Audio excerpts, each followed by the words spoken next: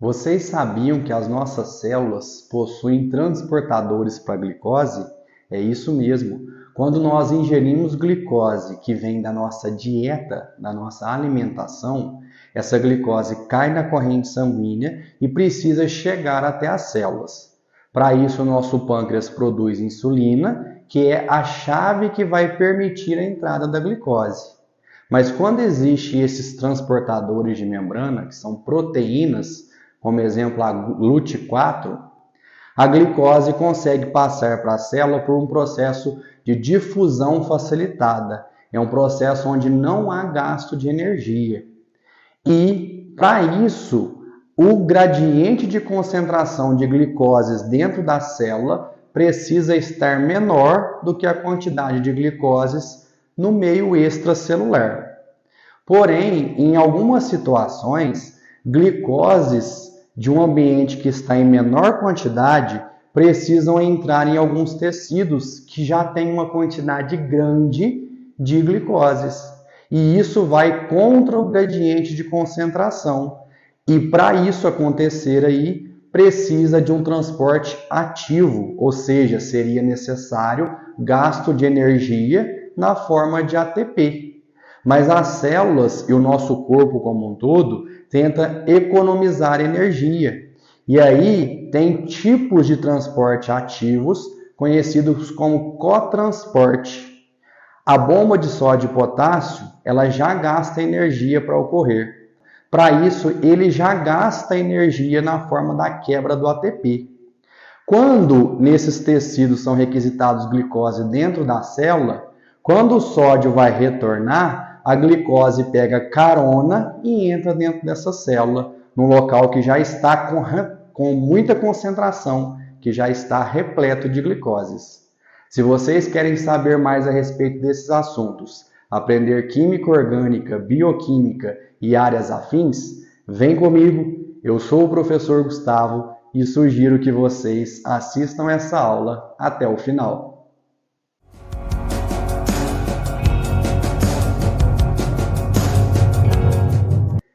Esta é a nossa segunda aula a respeito da bioenergética. Na primeira aula, nós vimos a respeito das reações que liberam energia livre, que possibilitam que a célula realize trabalho. Reações que liberam energia são conhecidas como reações exergônicas. Entretanto, algumas reações que ocorrem no nosso corpo, principalmente no anabolismo, requerem energia, precisam de energia para acontecer. E nesse caso, a gente precisa fornecer energia livre para a realização desse trabalho. Essas reações são conhecidas como reações endergônicas. E aí, o ΔG, que é a variação de energia livre, nesse caso será positivo. Em algumas reações que ocorrem no nosso corpo, existe o acoplamento de duas reações, onde um dos compostos será comum para os dois processos. Por que isso acontece? Vamos aos exemplos e eu trouxe aqui uma reação de acoplamento ou reações acopladas envolvendo a via glicolítica. Olha só, para gerar energia na forma de ATP, eu já disse para vocês que ocorre por um processo de combustão. A gente pega o nosso alimento, que é rico em energia química, na forma de carboidratos, lipídios e proteínas, e produzimos a molécula de adenosina trifosfato, que é a nossa moeda energética. Para isso acontecer, são processos de reações metabólicas, reações sucessivas que vão acontecendo para que não haja perda excessiva de energia livre na forma de calor. Porque na primeira aula nós vimos que a célula precisa trabalhar aí a temperatura constante e a pressão constante. Existe uma variação pequena de temperatura, mas não pode acontecer como ocorre em processo de combustão de reações que ocorrem direto, como na queima de combustíveis no motor de um veículo. Tudo bem? Então veja bem, na via glicolítica ou glicólise ocorre 10 reações enzimáticas sucessivas. E nesse processo a glicose vai ser convertida em 2 moléculas de piruvato. Nós vamos estudar a via glicolítica, a glicólise, com detalhes. Não se preocupem nesse momento com os produtos e com os intermediários, muito menos com as enzimas. Mas olha só para esse exemplo aqui.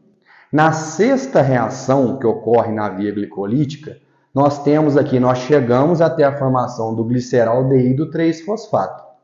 Esse aqui então é um aldeído com 3 carbonos, porque a glicose foi quebrada ao meio.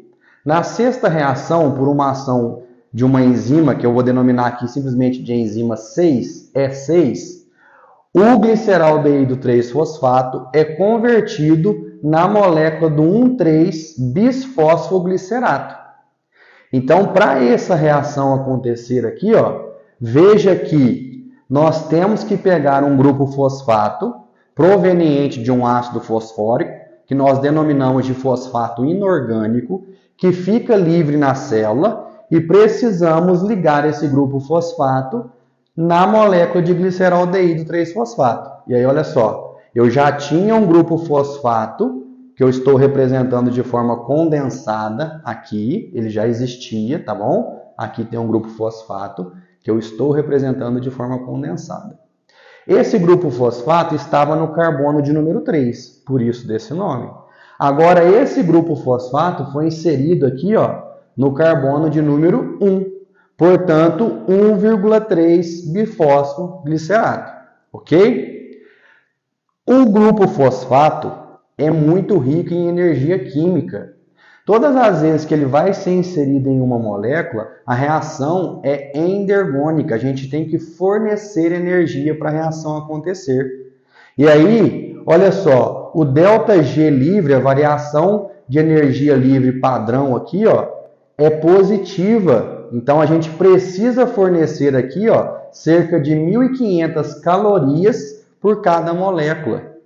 E para isso acontecer aqui, a célula precisaria da quebra de uma molécula de ATP, provavelmente. Para economizar energia, ela acoplou essa reação 6 junto com a reação 7. Então, assim que um 1,3-bifosfoglicerato é formado em pequenas quantidades, ele já segue para a reação enzimática 7 e é convertido imediatamente no 3-fosfoglicerato. Vamos aos poucos para a gente entender as importâncias e o que está acontecendo aqui de forma evidente por enquanto. Olha só, o NAD, com essa carga positiva aqui, ele está oxidado. Ele recebeu 2 prótons e 2 elétrons e se transformou no NAD reduzido. Então, olha aqui, está acontecendo a oxidação do gliceraldeído 3-fosfato e a redução do NAD na forma de NADH. Toda vez que acontece reação de oxidação e redução, alguém perde elétrons, portanto oxida, para alguém ganhar elétrons, portanto reduz. Nós já discutimos isso em outras aulas e eu sugiro aqui, inclusive, que vocês voltem na primeira aula de bioenergética e assistam de forma cronológica para fazer sentido, ok? Essa molécula de NAD reduzida, ela tem uma capacidade de transporte de prótons e elétrons muito grande. E essa molécula vai ser utilizada em uma terceira etapa da produção de ATP, que nós vamos discutir aos poucos para não gerar confusão. Mas o que está acontecendo aqui? Para essa reação acontecer, a gente tem que fornecer energia. A célula precisaria liberar energia, provavelmente da quebra do ATP. Só que olha essa reação de baixo. Do 1,3-bifosfoglicerato, ele pode ser tanto chamado de bisfosfoglicerato como bifosfoglicerato. A gente encontra das duas formas na literatura, por isso que eu trouxe os dois nomes. Do 1,3-bifosfoglicerato para a transformação em 3-fosfoglicerato, repare que o grupo fosfato ele saiu novamente da molécula. Todas as vezes que a gente retira um grupo fosfato de alguma molécula, isso aí libera energia química, porque o grupo fosfato, o produto, é mais estável do que o reagente. Então, reparem que essa energia livre padrão aqui, ela é altamente negativa, ou seja, uma reação exergônica. E essa reação exergônica da reação 7 da via glicolítica compensa a perda de energia que teve que acontecer aqui.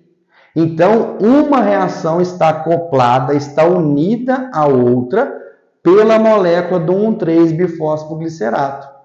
Veja bem, eu coloquei um ΔG padrão livre aqui, ó, de aproximadamente 4.500 calorias. Mas, na verdade, a retirada desse grupo fosfato aqui libera cerca de 12.000 calorias de forma exergônica, libera para o meio celular.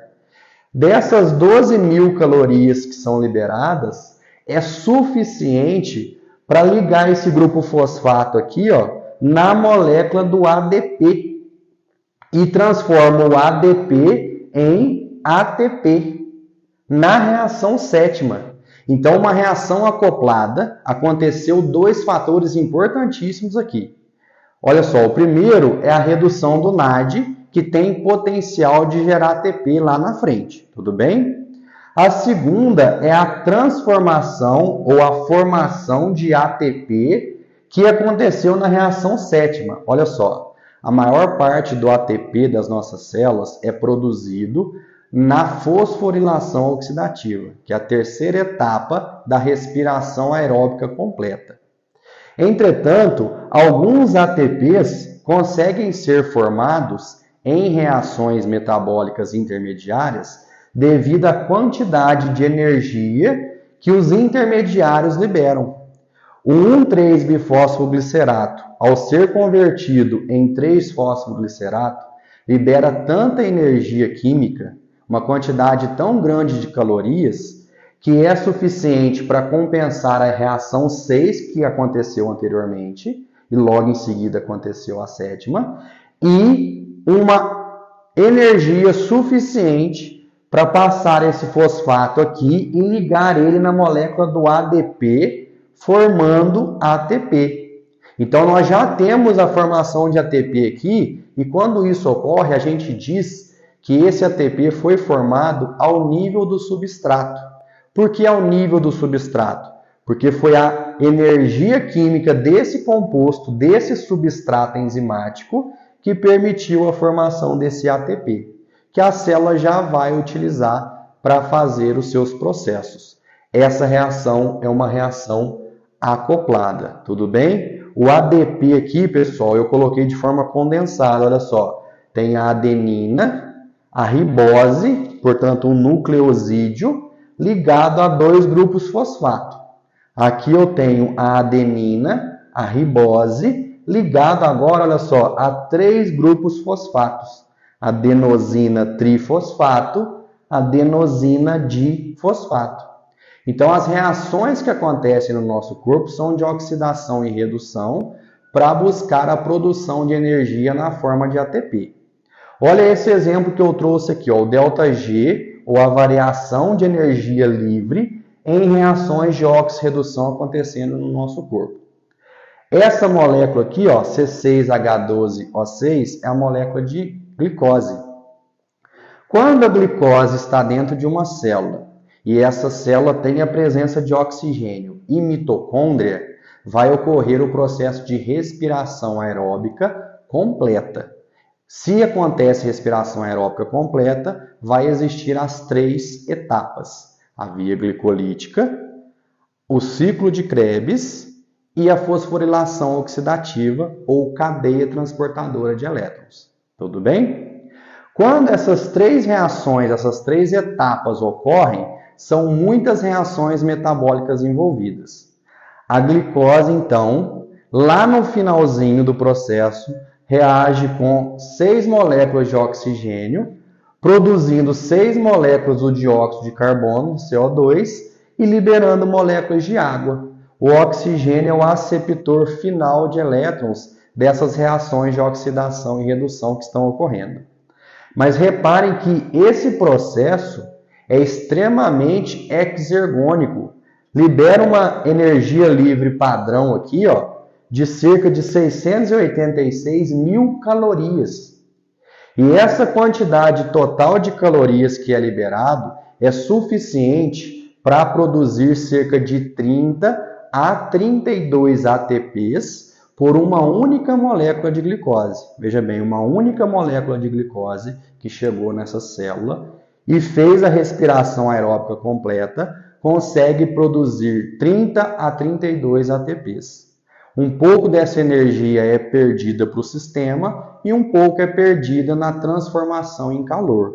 Mas o nosso corpo, a nossa célula, tenta extrair a maior parte dessa caloria, convertendo na síntese da molécula de ATP. Algumas células não possuem mitocôndria ou não estão recebendo oxigênio de forma suficiente. Quando isso ocorre, a célula vai fazer fermentação. A fermentação é esse exemplo que eu trouxe aqui embaixo, onde acontece apenas a primeira etapa, que é a via glicolítica. Nem o ciclo de Krebs e nem a fosforilação oxidativa estão acontecendo nesse momento. Aqui então, nós estamos transformando uma molécula de glicose em 2 moléculas do ácido lático, que é a fermentação que ocorre nas células humanas, conhecida como fermentação lática. Então, repare que aqui tem 6 carbonos e o ácido lático tem 1, 2, 3 carbonos. Portanto, gera 2 ácidos láticos por cada molécula de glicose. Esse processo é dito anaeróbio, não tem a presença do oxigênio por N motivos que nós discutiremos. Nessa transformação por processo fermentativo, a liberação de energia livre padrão já é bem menor, cerca de 47 mil calorias apenas sendo liberadas. Na via glicolítica, a gente consegue produzir apenas 2 ATPs de saldo líquido, porque lá produz 4 ATPs, mas nos processos iniciais gastam 2. Então, cada via glicolítica produz apenas 2 ATPs de saldo líquido, ou seja, a fermentação libera muito menos calorias na forma de energia livre, portanto, produz bem menos ATPs do que na respiração aeróbica completa. Mas as reações de oxidação e redução ocorrem para que a gente consiga liberar a energia química dos alimentos, dos carboidratos, lipídios e proteínas provenientes do nosso alimento, e a célula converte essa energia química no ATP para que ela possa quebrar o ATP quando for requisitado e liberar energia mecânica para que a célula consiga realizar trabalho. Tudo bem? Bom, desse lado aqui, para a gente finalizar essa aula de hoje, nós vamos falar dos transportadores de elétrons. Como eu disse para vocês, na via glicolítica são 10 reações enzimáticas sucessivas. No ciclo de Krebs acontece mais 8 reações sucessivas. E na cadeia transportadora de elétrons, os elétrons são passados de molécula em molécula até serem captados pelo oxigênio, junto com 2 hidrogênios, formando a molécula de água. Esse é o processo final e por isso da importância do oxigênio proveniente da nossa respiração. Esses metabólitos intermediários vão passando energia aos poucos de uma molécula para outra, de um substrato para um produto e de um substrato para outro produto e assim sucessivamente. Em alguns momentos, como no caso dessa reação sexta aqui da via glicolítica, esses transportadores de elétrons que a célula adaptou a utilizá-los, captam esses elétrons e esses hidrogênios e levam para a terceira etapa, que é a fosforilação oxidativa, onde vai acontecer a conversão desses prótons e elétrons energéticos na síntese do ATP. Tudo bem? O primeiro transportador de elétrons que eu trouxe aqui é o NAD. O NAD, pessoal, é uma sigla, nicotinamida adenina dinucleotídeo.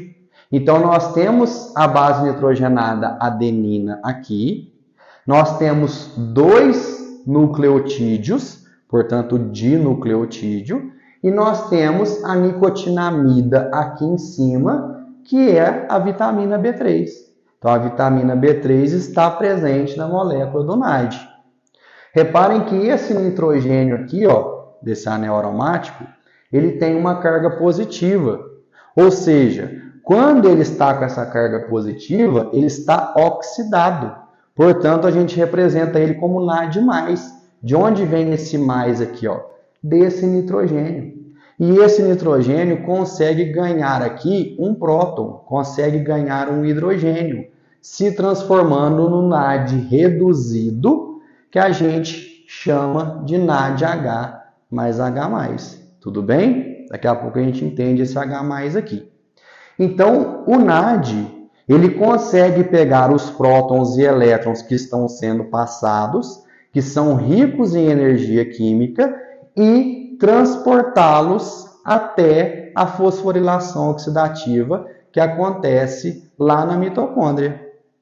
Outra molécula que faz esse procedimento é o NADP. Só que agora aqui ó, é nicotinamida, adenina, dinucleotídeo, fosfato, porque tem um grupo fosfato aqui, ó.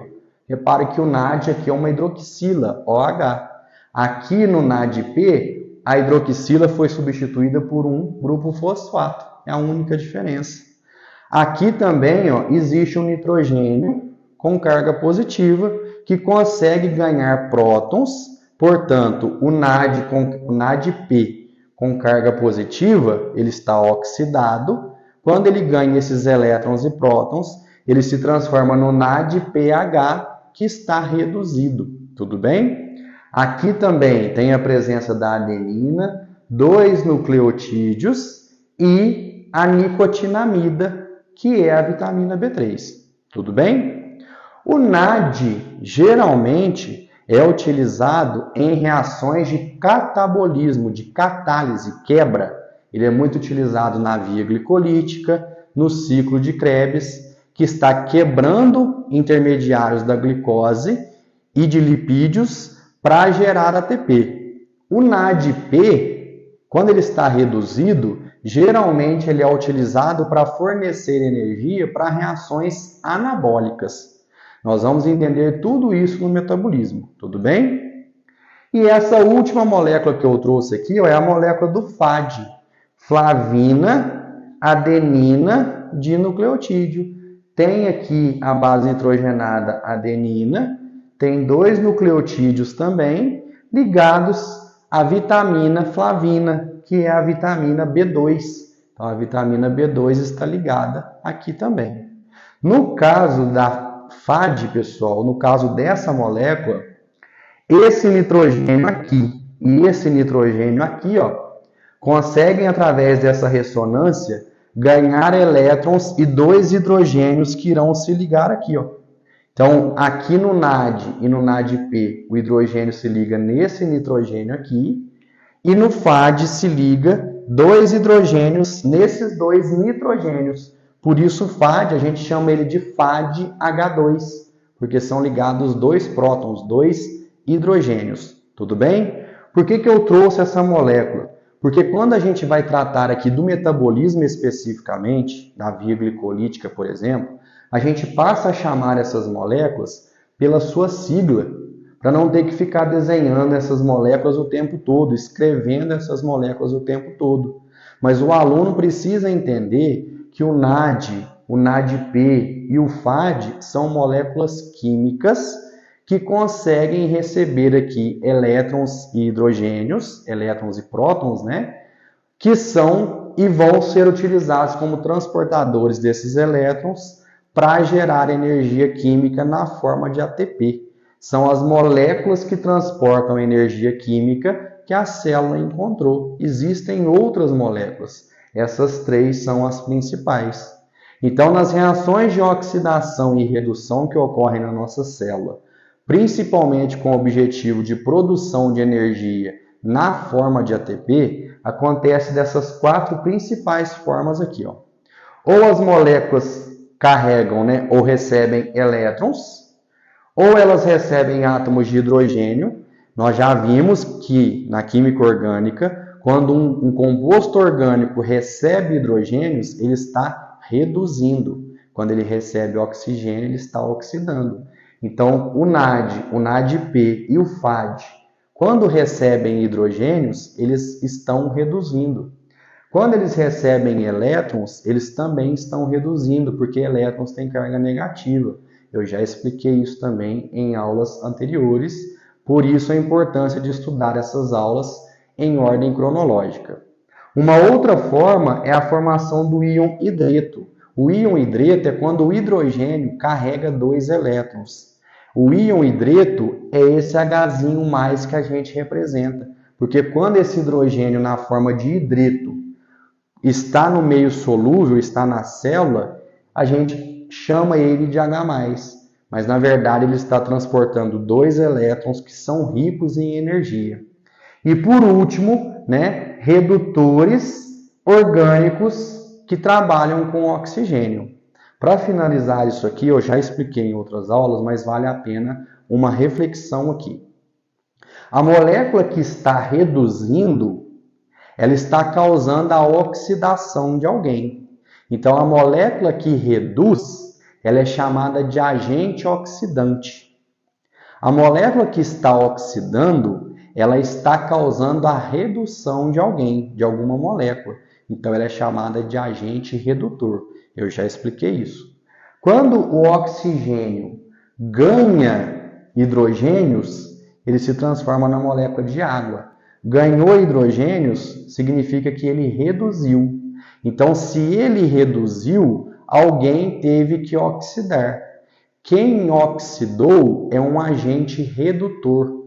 Portanto, agentes redutores que estão lá na mitocôndria, na membrana interna da mitocôndria, conseguem sofrer oxidação e passa e vai transferindo esses elétrons até serem recebidos ou captados pelo oxigênio, que se converte na água, que é uma molécula neutra e fica ali na célula para ser utilizada de várias formas. Tudo bem? Com isso a gente finaliza a parte de bioenergética e logo em seguida a gente começa estudando o metabolismo.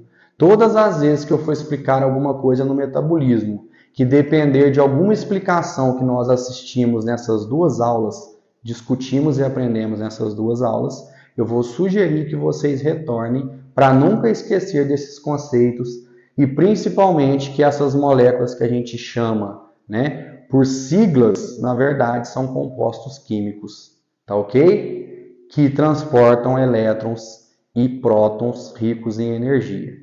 Se essa aula chegou até você de alguma forma e está te ajudando, deixe seu like, se inscreva no canal e divulgue para que cada vez mais pessoas tenham acesso a esse conteúdo. Se você tiver disciplina, foco, resolver bastante exercícios, eu tenho certeza que vocês vão aprender de forma significativa e para isso contem sempre comigo.